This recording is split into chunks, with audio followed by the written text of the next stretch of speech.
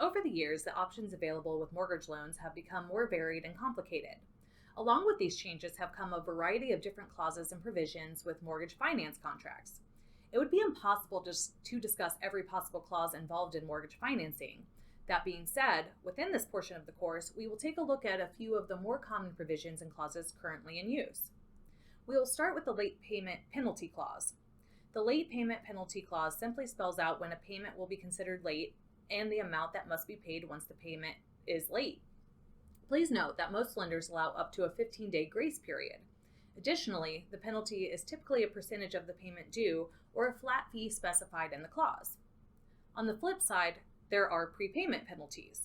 Whenever a loan is originated, the lender incurs cost and risk. If a loan is repaid within a short amount of time, the lender can lose substantial amounts of money even if the balance of the loan is paid in full. In an effort to mitigate that potential loss, some lenders will institute a prepayment penalty whereby the borrower must pay a fixed sum, which is usually a percentage of the loan amount or a set period of interest due, such as 3 months interest. Prepayment penalties, in and of themselves, serve a specific purpose within a mortgage transaction.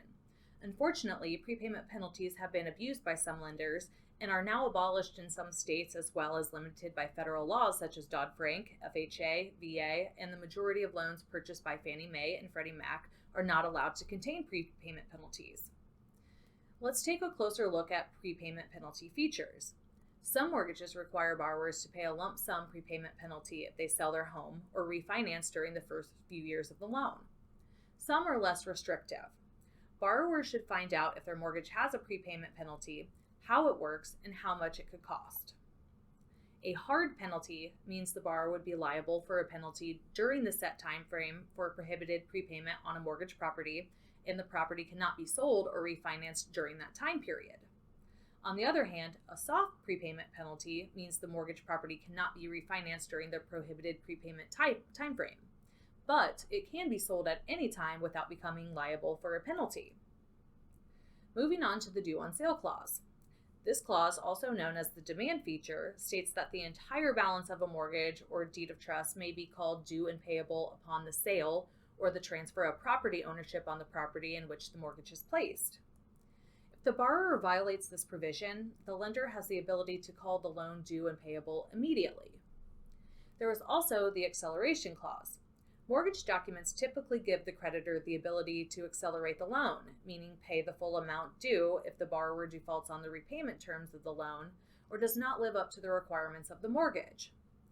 The standard Fannie Mae or Freddie Mac mortgage, as an example, highlights the acceleration remedies available to the creditor, but it also requires a notice to be provided to the borrower prior to any such acceleration that includes the following: the default, the action required to cure the default, a minimum of 30 days to cure the default, a statement that failure to cure in the time allowed can result in an acceleration or foreclosure, and finally, the borrower's right to reinstate after acceleration.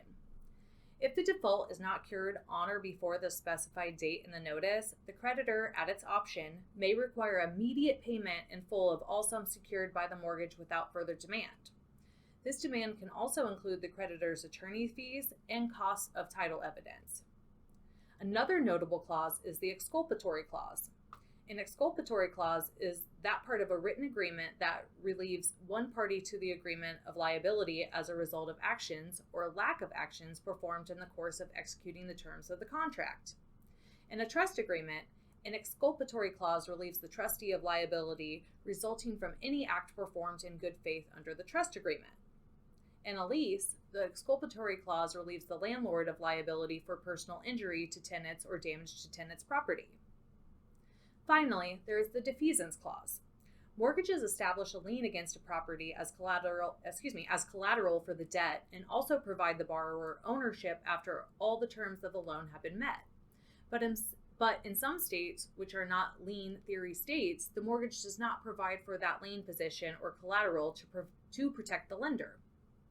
In these few states, which still follow the English common law theory of mortgages, defeasance clauses are found in the mortgage document. These defeasance clauses provide security for the payment of the debt. When the mortgage is paid off, it is considered defeated or canceled, and the owner gains title to the property. Under a defeasance clause, the creditor can obtain title to the property without a foreclosure event. The English common law on which the principle is based allows the creditor to obtain title with a default of one or more payments. As mentioned, there are numerous other mortgage financing clauses. However, the ones we covered are the most common and useful for you to know in your journey.